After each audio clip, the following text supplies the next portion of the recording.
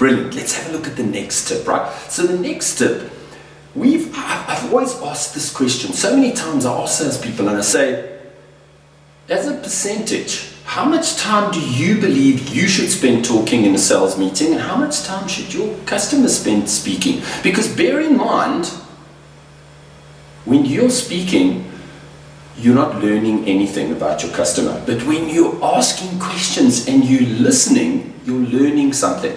Well, when I've asked that question over the years, I've got varying numbers, all the way from 70% the customer, 30% the salesperson, to all the way up to 90% the salesperson, 10%, at least 90% the customer, 10% the salesperson.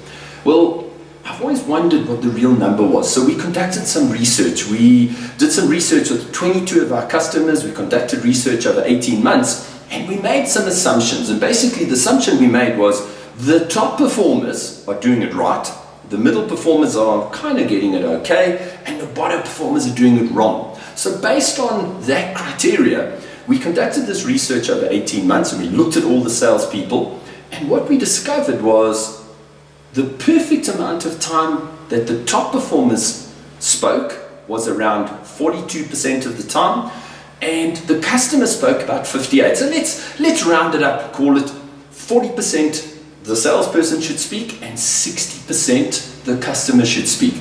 Now introspect for a moment and think about your own sales encounters. Think about your last sales meeting. How much time did you spend speaking? Were you vomiting features all the time? Were you constantly talking? Or were you asking meaningful questions? Meaningful questions that were helping your customer to dig deep, to reveal what their needs, values, expectations, and most importantly, what their goals and objectives are, so that you could actually come up with a perfect solution where you could connect your value proposition to your customers' needs, values, expectations, goals, and objectives. Now think about that.